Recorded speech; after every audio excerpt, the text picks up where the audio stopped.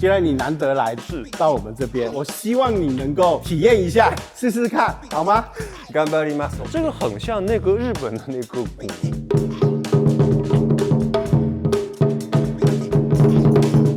难しい，超难这个。没有那么简单啊！你进去，你就会想象你是一只狮子，给你让他看。对。看起来是有点轻，但是摸起来才知道它蛮重的。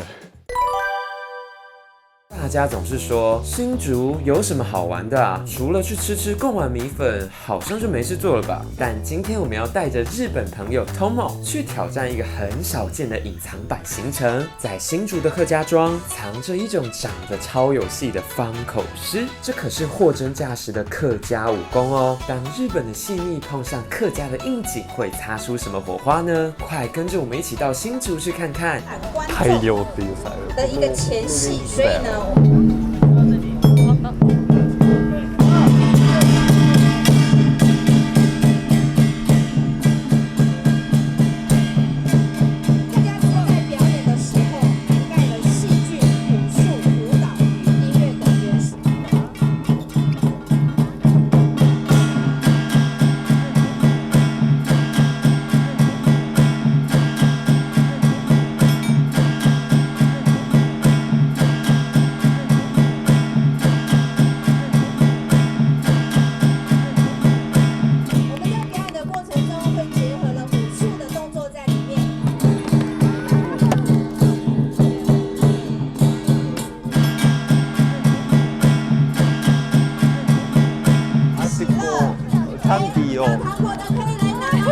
可以。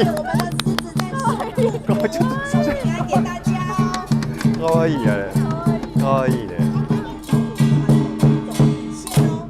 谢谢大家，祝福大家。そうやね。大家好，我是 Tomo， 我是从日本的京都 Kyoto 来的。我可能会有一个中国东北的口音，但是我其实来台湾才1年半。我自己是做表演和一些艺术的创造和研究，现在是在台北艺术大学读博士。刚才超厉害，他们的动作，他们有一个榻榻米，一个果扎，他们说那是迁徙的时候他们的祖先一直带着的。我自己其实从日本大老远到台湾，也是想在一个新的地方，然后学一些新的东西。客家的那些祖先也是从中国为了一些新的生活到台湾，虽然他们的舞姿也超帅，但他们的那种为了自己的目标不辞辛苦的那样的精神，我觉得可以我们继续学下去。我会去很多那些绕境和大拜拜，可以看见很多狮子，但是唯独我就没有机会看客家的，我们日语叫哈嘎的舞狮，这是特别的兴奋，体验这个哈嘎客家的文化。哎，你好，来里面请，里面请。谢谢，打扰。今天是要来参观我们的武馆。哎，好，是你好啊！刚刚你有在那边看到我们的表演嘛？对不对？我稍微跟你介绍一下我们客家狮啦。客家狮它会有开口开口，也有一种称呼叫它做开口布施。客家狮上面呢，它会有八卦，它这边也会有扇子，就是劝人向善。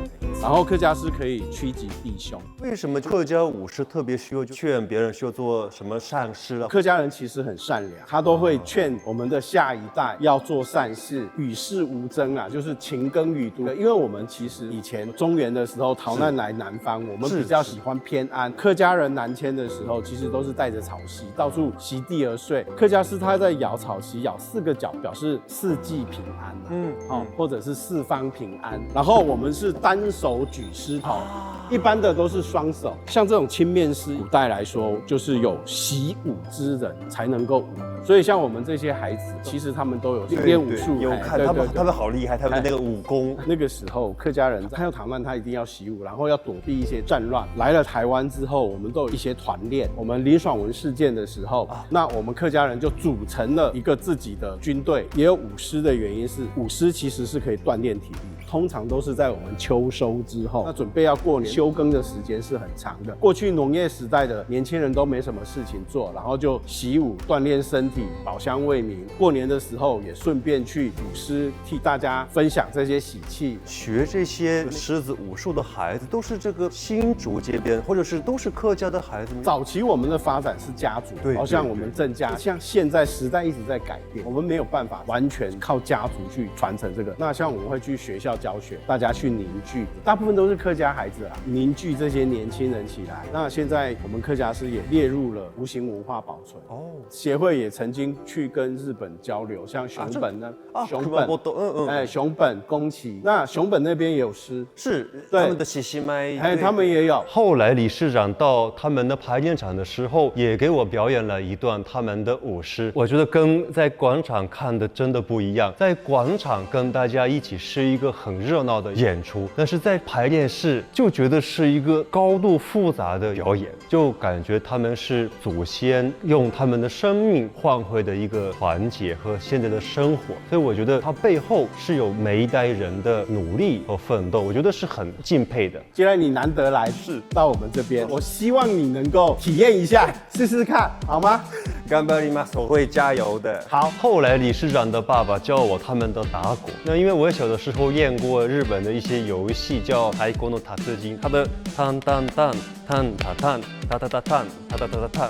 我都不会，但是我就一直看着老师就这么学，我不知道手是不是对的，但是就感觉我自己本身可以着迷在一个当当当当当的那个节奏之中。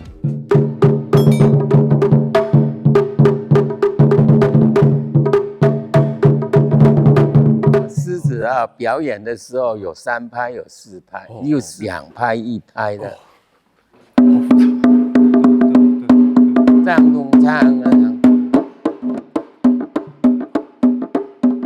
这个是1拍的了，啊，这个1拍的了。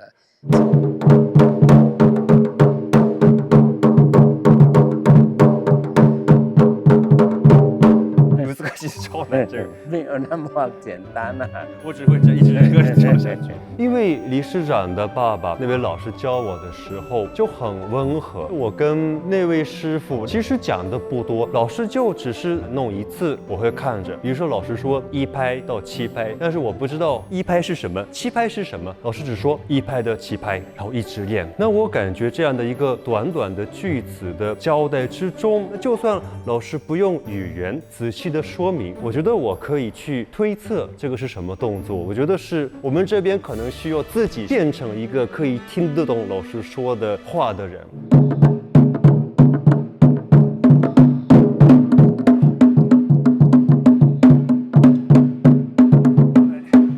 他的动作完全需要配合狮子，狮子要配我们的鼓。那所以是狮子听鼓还是鼓看狮子？本来就是我们要看他怎么样走，他的狮子要听这个鼓，鼓怎么样打，他怎么样做。是要练几年可以像师傅这个可以学会？打这个不要了，这个学习有一段时间就会了。好厉害！这个很像那个日本的那个鼓，比较热闹，还要加一个明白啊！谢谢师傅，谢谢师傅。觉得是一个很舒畅的一个时间，听得很舒服，然后其实身体也会渐渐的会舒服。一开始可能是用眼睛去想怎么打，但是以后就是一直用耳朵去听，不管对不对，就相信自己听到的声音去做。我一直觉得很难，但是我是很开心，觉得它的节奏很有意思。我超紧张哎，我超紧。刚刚有看过没有碰过吗？是没有碰过，没有。好，这里面给你看一下。哇塞，我们其实是单手拿，然后里面这里它这有一个机关，眼睛和眉毛是可以动的，对吧？我们是这样子拿石头，给你拿来看。然后要特别注意的是，在拿石头的时候，头要这样子拿着，不然这样子的问题发生。啊，头会 OK。对，这个比较重，这是成年人拿的。对。一开始拿的时候觉得还可以，因为只是这么拿着，身体不会动。后来又动，哎呦，一边拿着这么沉的东西，然后老师说过，头一定需要往下扶，头不能超过这个手，那我这个肩膀一定要越低越好。然后这个脚又需要他们叫马步，要是只是拿着还可以，要是按照那个姿势去动的话，这又需要练习了。走一个我们最基本的是七星步。七星步，对，就是我们狮子要移动，它走的脚步，它其实不是一般这样子走。那它会有4个步骤，狮子拿着1、2、3的时候比较特别，左脚下去的时候，狮子也要下去。3、4，然后起来的时候看一下。好，那连续动作的话就会是1、2、3。嗨，你可以试试看。一是这边吧2，然后是，对3，狮子要下去，对，要跳，对，好，4的时候从右边闪回来，右边是对，就可以看一下啊，好，可以再走一次。大鼓就感觉它是一个手的动作，那狮子它是一个全身的动作。拿武士的时候，其实不能只是集中自己的这个手，脚也需要一起配合。就觉得一定要相信自己的直觉，绝对不能用自己的脑筋去想是不是对，是不是错。看起来是有点轻，但是摸起来才知道它蛮重的。狮子在移动的时候，我们走都是这个七星步，所以我们不会像一般狮子，他们可能可以用走的，我们每走一步都要这样，我们要往前往后都是走这个步伐。举起的时候不是就是单手就很辛苦对吗？是一直练还是就会有特殊的什么训练法吗？一开始当然不会先让大家拿到石头，我们都是先从马步蹲开始，蹲个20分钟、30分钟。哇哦！那蹲完脚站起来会一直这样，20分钟一直蹲嘛？对，すごい。很重要的就是下盘，是推都推不动，马步扎好，狮头虽然重，下去的时候起来，我这边也都不会动。是啊，您这个武士，您是从小就练吗？练了多久？我的话大概22年。22年。我大概7岁的时候，7、8岁的时候，他也是啊。差不多。我想教练应该都比我年轻，应该都20几岁。但是教练都说过已经学了20几年，我觉得他们很沉稳。我也是从小学中文20多年，但是可以理解他们付出的那些努力，现在就是变成一个很完美的一个表演。哦。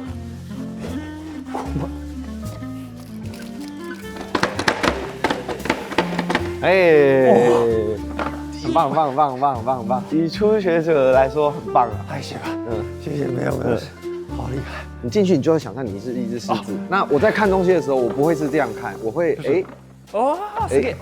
对，我不会是这样。但我们要生动一点，没有一定硬性的规定，所以我们每一个人其实都看得出来，每一只狮子的个性不一样。进去这里面，其实你就想象你就是它，是合为一。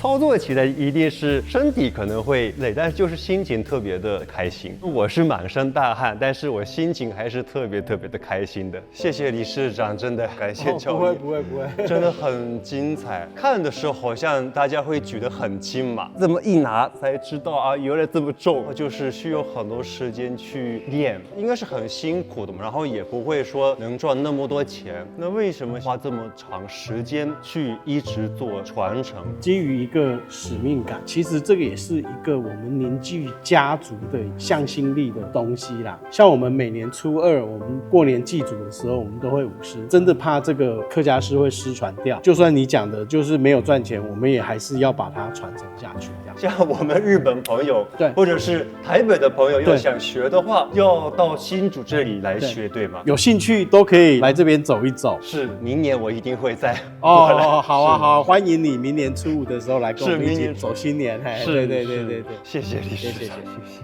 我觉得特别的开心，没有什么疲乏，因为可以听到他们为什么那么做，可以知道做那些文化的人背后的他们重视的事情，他们的那些态度，都会给我勇气。我也离开自己的家庭，一个人从东京到京都，从京都再到台湾，然后就那些迁徙移动，为了找一个目的地，他们可能一开始都不知道到台湾之后往哪里去走，他们只有他们的那个狮子，他们的草席，去走一个没有目的地的一个旅行啊。因为我想现代人其实他们很多人都不知道他们应该往哪里走，在一个什么都有的社会里头，他们反而不知道去做什么样的人。其实我们一直在走一个没有目的地的路，所以今天一整天的经验过后，我觉得以后我想我可以把今天学到的启发应用到自己的创造和研究，我觉得我很开心。